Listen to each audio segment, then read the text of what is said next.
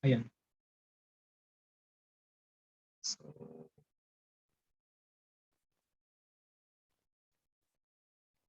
so this is our first session for this second quarter, an introduction to trigonometry, a review. Kasi nung tinignan ko yung module and yung according din sa lesson ni Sir this Wednesday, yung diniscuss niya is just a review of um, dito, trigonometry na diniscuss natin ng grade 9. So, ayun. Ayan. So, ito, at itong dalawang terms na hindi discuss ko. So, trigonometry, it came from two Greek words, trigonon and metron, which means triangle and measure, respectively. So, ibig sabihin yung trigonometry, ibig sabihin yung measure of triangle. So, ginagamit yung triangle sa pag-measure ng height and certain degrees, and I mean angles. So, ayun. And then yung angle naman is formed by two rays measured by degree or radian. So, ayan. So, yun lang, mabilisan lang. So, Nick degrees, it is a unit of measure for an angle, sometimes accompanied by minutes and seconds. So, note that 60 seconds is equal to 1 minute and 60 minutes is equal to 1 degree. So, ito, yung degree-degree na to, tsaka yung minutes na yan, ano siya, pag ito parang ginagamit siya for navigation. So, pag may nakita kayong dito, sa mapa, kung gumagamit kayo ng maps. So, ayan. So, ayan. So, converting DMS to degrees and vice versa. To degree and vice versa. So, DMS is degrees, minutes, seconds. Pinay-click ko na lang kasi haba na type. So, ayun. So, get your cycle video kung meron kayo. So, yung tinuro ni sir. So, ito example natin, 12.76 degrees. So, pag in-input lang, ayan. Pag in-input siya, tapos pag pinindot ko yung equal, may lalabas na minutes and seconds. So, paano yan nakuha? Kung gusto nyo i-solve, just in case na ang calculator nyo lang is yung calculator na pang tindahan or papel lang. So, bali, yung 0.7, wait lang. Yung 0.76, ita-times natin siya sa 60. Tapos, makikita nyo na 45.6. So, sabihin, 45.6 minutes. Tapos, yung 0.6 na yon, ita-times natin siya sa 60. So, magiging 36 seconds. So, ayun lang. Mabilis ang times lang. So, ganun din sa 10.31. So, input natin siya, degrees, plus equal mo. Ang lalabas ay 10.18 and 36 seconds. Parang 36. Galing. Anyway, tapos dito, sa 4 degrees, 12 minutes, and 5 seconds. So, DMS na yan. So, DMS to degree. So, yung degree lang, tapos may point something. So, ang gagawin dyan, yung personally, ang ginagawa ko dyan. So, bali, 12 over 60, kasi nga, dito, 12 degrees is, I mean 12 minutes is 60 degrees. So, ayun. So, makuha mo 0.2. Tapos, 5 over 60 squared. So, bakit 60 squared? Kasi pag over 60 lang, magiging minutes lang yon. Tapos, i-divide pa natin sa 60 para maging degrees. So, 1 over 720 siya or 0.00138888. So, bali pag i-round up mo siya sa 2 decimal places, magiging 4.20 lang siya. So, ayun. Or another way to solve this is kung i-input mo siya sa cycle, tapos tapos pipindutin mo tong convert to decimal. So, ayun. Ayun. Iba paling input ko, sorry. So, 1 degrees, 10 minutes, and 13 seconds. So, ayun, 1.17 yung lumalabas sa calculator. And yung last natin ay 12 degrees.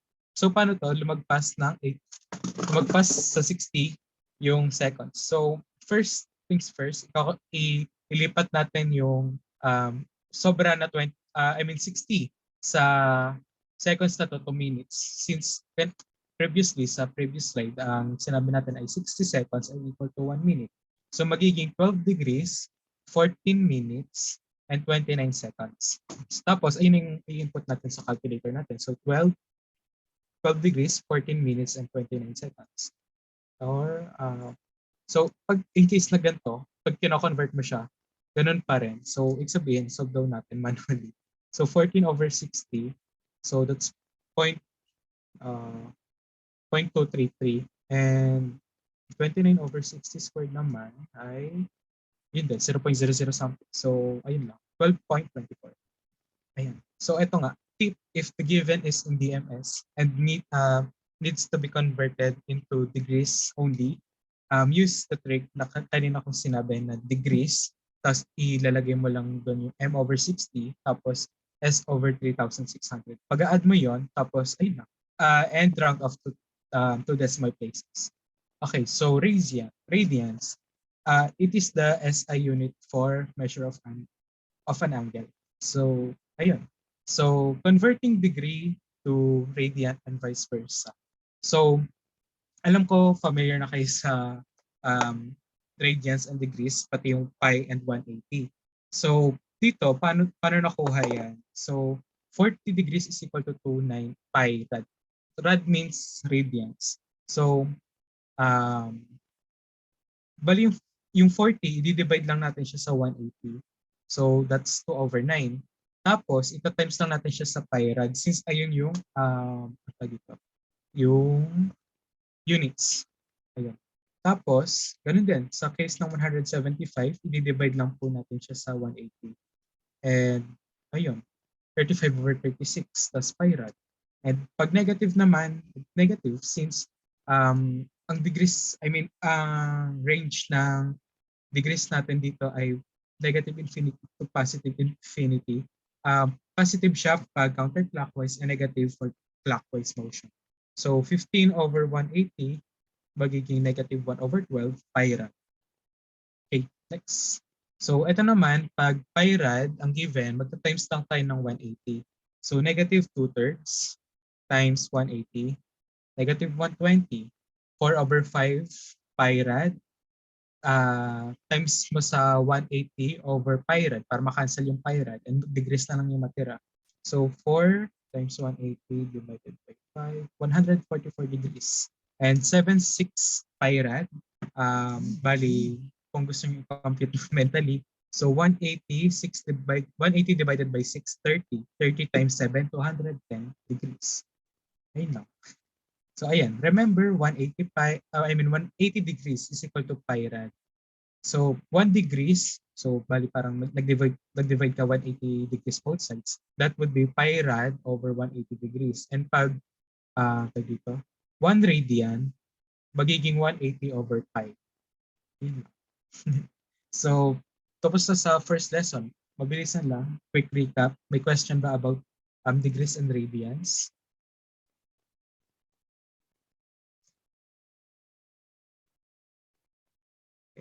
Wala po. Okay, Wala thank you. naman po ako. Okay, nice. Kasi ang degrees, if you know the basics of degrees and radians, magagamit natin siya as for the rest of the quarter kasi kung nakita niyo na yung module, ang trigo cover siya ng buong second quarter. So merong trigonometric function, trigonometry identities, trigonometric ano pa? Ayun. Tapos if you know how to solve trigonometry identities from radians to degrees, kaya nyo na yun. I mean, kakayanin. Hindi kaya nyo basta-basta. So, ayan, terminal angles. Since in trigonometry, angles are not static, that means they rotate. They make rotations.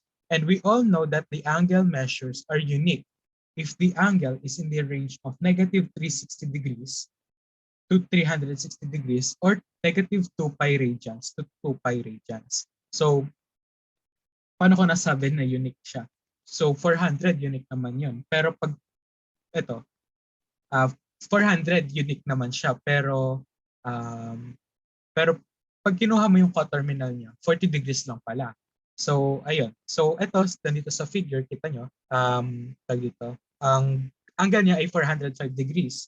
So, kung kukunin mo yung ayan. So, kung kukunin mo siya, kung i-rotate mo siya, kung kukunin mo yung angle niya by rotation. So, bali, ang magiging kalalabasan niyan ay one full rotation, that's 360. Tapos, may 45 na excess. So saan ang galing yung 45 na excess? 360 plus, bali 405 minus 360, that's 45. So kaya may 45 degrees. Yung 45 degrees, ayun yung coterminal niya. Tapos, kung dito ka naman, kung pa-clockwise, tama, kung pa-clockwise yung 360 na ikot mo, so dito, so I mean that would be negative 360. Tapos, wait lang, joke lang. So, ayun. So, ito, negative 315 pala, sorry. So, that would be 45 minus 360. So, that would be negative 315. Yan yung negative, highest negative coterminal. So, meron tayong two categories of coterminal angle. Una ay yung lowest positive and highest negative. So, lowest positive, so balik lang ulit sa given. Lowest positive kasi ibig sabihin, ayan yung parang pinaka-simplified form niya. Kumbaga sa fractions, yan yung simplified term or reduced form.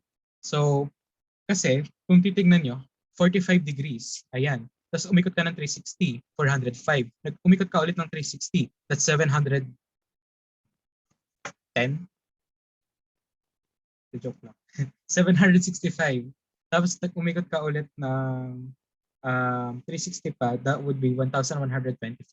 So, ibig sabihin, meron kang infinite number of coterminal angles for a certain unique angle. So in this case, 45 degrees. Tapos sa highest naman, so 45 minus 360 since pa-clockwise yung motion niya. So 45 minus 360, that would be negative 315. Tapos yung susunod na coterminal na negative would be negative 675. And so on and so forth. So, ibig sabihin, yun lang. Negative 315 and 45 degrees lang yung coterminal mo na lowest positive and highest negative. So, ayun. I hope na medyo na-clear yung about sa lowest positive and highest negative. So, getting the lowest positive coterminal of an angle in degrees form. So, 400 degrees is equal to 40 degrees. So 40 degrees, bali naka-isang rotation lang siya, gaya ng sinabi ko kanina. So that would be 40. Tapos paano naman yan kung 2,000? Medyo malayo na siya sa 360. So personally, ang ginagawa ko, so ayan, 2,000. Ang next natin gagawin dyan ay i-divide mo sa 360. So ang whole number part mo ay 5. Yun lang yung papansinin natin. Ibig sabihin, naka 5 fold rotation yung angle natin. So, 5 times 360, 1,800. So, ibig sabihin, yung sa 5 rotations na yun, naka 1,800 angle ka. So, yung 2,000, i-minus natin sa 1,800. And ibig sabihin, meron yung simplified ng 2,000 degrees ay 200. Okay. Tapos, yung 2,400 naman, 360 divided by 360, that would be 6.66666 infinitely. So, ayun. Tapos, ito times natin yung 6 sa 360. So, that would be 2,160. Tapos, ima-minus natin yung 2,160 sa 2,400. So, ayun, magiging 240. Tapos, kung napansin nyo, if lumagpas ka ng 360, ayan, mapapansin nyo, yung given ko 400. So, ayun, parang lang, tinanggal lang yung isang zero sa huli. Parang divide ka lang ng 10. Pero, hindi naman lahat ng case, ganyan. So, ayun lang. Minsan pag 10 million, iba yung try natin, 10 million. 10,000 na lang. Nakatambot type. So, 27. So, 27 times 360, 9,720. So, 10,000 minus 9,720. 280. So, ibig sabihin, hindi lagi siyang dumadaan ng divide by 10 lang. You really have to solve for the coterminal. So, take take note lang natin to 40 degrees, 200 degrees, and 240 degrees. At dito na tayo mag-focus sa reduced form. Bakit? Kasi pag kukunin na yung highest negative, ang ginagawa ko lang ay nagma-minus ng 360 sa reduced form or sa coterminal term. So 40 degrees minus 360, 320. Tapos, ano isa? 240? 200, sorry. 200 minus 360, negative 160 degrees. 2,400 minus, 240 minus 360, negative 120 degrees. So, ayun lang, as simple as that. Ngayon, ano na tayo sa pi rad or radians. So, 7/3 pi that. So, is equal to 1/3 pi. So, ganito lang yan. Bali is medyo similar approach. Pero ngayon, i-divide natin siya sa 2. Bakit sa 2? Kasi nga, tayo dito, sa 2 natin siya i-divide kasi sa isang rotation in radians, meron kang 2 pi radians or 3 kasi yun yung katumbas ng 360 eh. So 7/3 divided by 2, 7/6 or 1. Ibig sabihin naka-isang rotation lang siya. So ibig sabihin ima-minus natin yung 7/3 sa 2 pi ng isang beses. So 7/3 minus 2, that would be 1/3 pi. So pi radians. So ayun. Next naman 7/14. 7/14 divided by 2. 17/8 or 2. 2.125. Pero since kukunin lang natin yung whole number, 2 lang. So, sabihin 7/4 minus 2 times 2. Kasi nga, nakadalawang rotation siya. So, 1/4. Ayan. Tapos, ang susunod natin ay 29/6 divided by 2. So, 2 ulit siya. So, 29/6 minus 2 times 2. So, 5/6 pi rad. So, ayan. Again, ito ulit yung tignan natin, yung naka-reduce. 1/3 pi, 1/4 pi, and 5/6 pi. So, tapos ima-minus lang natin yung 2 pi. So, 1/3 minus 2, 1/3 pi minus 2 pi, negative 5/3 pi. Tapos yung 1/4, 1 pi, hala, hindi na check.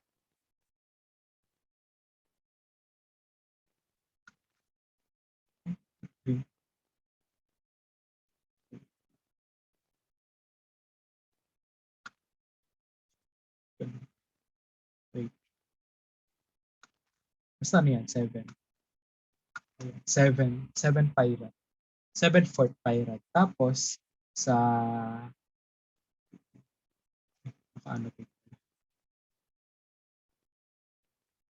Tapos, 5/6, mali din ata yun. Negative 7 din.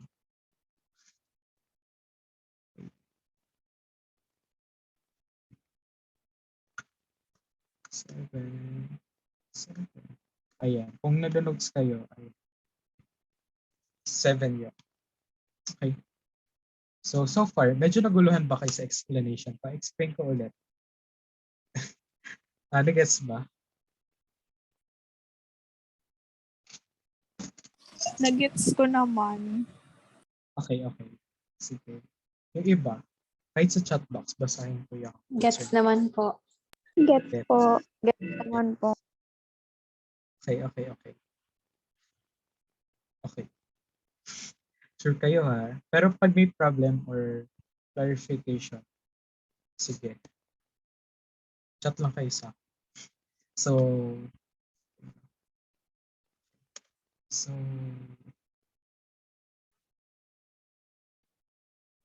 ayan. So coterminal angles, always remember if the given is in radian form, answer it in radians. And if the given is in degrees, answer it in degrees. So kung medyo nahihirapan kayo sa radians, and mas comfortable kayo sa pagsasolve in degrees, and since alam niyo naman kung paano paglaro-laruin yung degrees to radians, radians to degrees, yung pagka-convert, please convert muna yung pi rad to degrees. Tapos kunin mo yung coterminal nun. in degrees. Tapos, yung coterminal na na-solve mo, i-convert mo siya sa radians. So, ayun.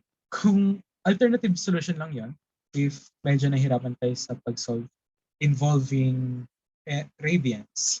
So, yun lang. Tip lang. And for the last topic na di-discuss ko ay arc length and area of sector. So, yung arc length, medyo familiar na tayo dito, na-discuss na to ng grade 10, nung circles yung topic. I'm sure sa second quarter ata no, to, analytic geometry. So, ayun. Arc length is equal to pi r times 0, theta over 180 degrees. So, ayun. Actually, ang pinagmulan nito ay 2 pi r theta over 360. Pero since masisimplify naman yung 2 tsaka yung 360, simplify na para maganda tignan. And ito naman, r theta. So yung theta, ito pag in terms of radians. Kasi kung mapapansin nyo, if you remember, pi over 180 degrees is just the same as 1 radian. So, ayun. And dito naman, pag area of sector, pag given ay in degrees, pi r squared, theta over 360 degrees, or 1/2 r squared theta pag radians. Para siyang dinireg sa dito, sa area of circle na pi r squared. So ayan. Wala lang, share ko lang. So ito, isang example lang. Find the arc length and area of sector formed by r is equal to 4 cm with an angle measurement of 12 degrees. So, since alam na natin yung formula, substitute lang natin yung mga given. So, pi 4, 12 degrees over 180 degrees is equal to 4 over 15 pi cm. So, dito, ang pi natin ay equal siya sa 3.14. So, kung gusto niyo i-answer siya into decimal form, sige lang. Di ko kayo pinipigilan. Pero, as much as possible, ito dito, in pi form. Kasi minsan, dito, medyo nagkakaroon ng discrepancy sa pag-rounding off and on. So, ayun lang. Para uniform and parehas tayo na sagot. Tapos, dito naman, 16 pi times 12 over 360. So, that's 8 over 15 pi cm squared. Always remember yung dito. Be careful with measurements or units. Okay, now, ito naman, arc length and area of sector given na yung in terms of radians. So find the arc length and area of sector formed by radius is equal to 10 inches with angle measurement 4/3 pi. So ayun, so substitute nyo lang. So 10 times 4/3 pi, 40/3 pi, di ba? Sobrang, pag in terms of pi, di ka naman mo problema sa decimal places na yan.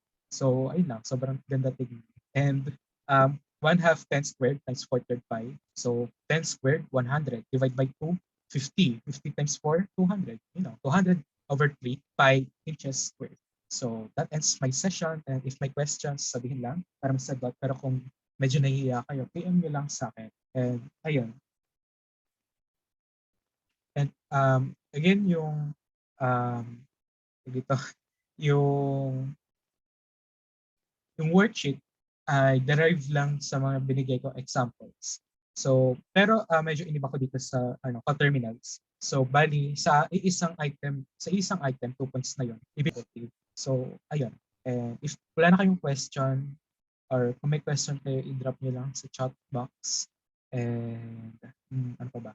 Concerns or clarifications, drop niyo na lang din sa chat box. Pero kung dito, kung nahihiya kayo, kahit kayo na lang sa akin. Or pag sasagot ako yung worksheet, tanongin na din sa akin for clarification. So that ends our session about trigonometry. And ayan. You may now leave. Thank you. Thank you po.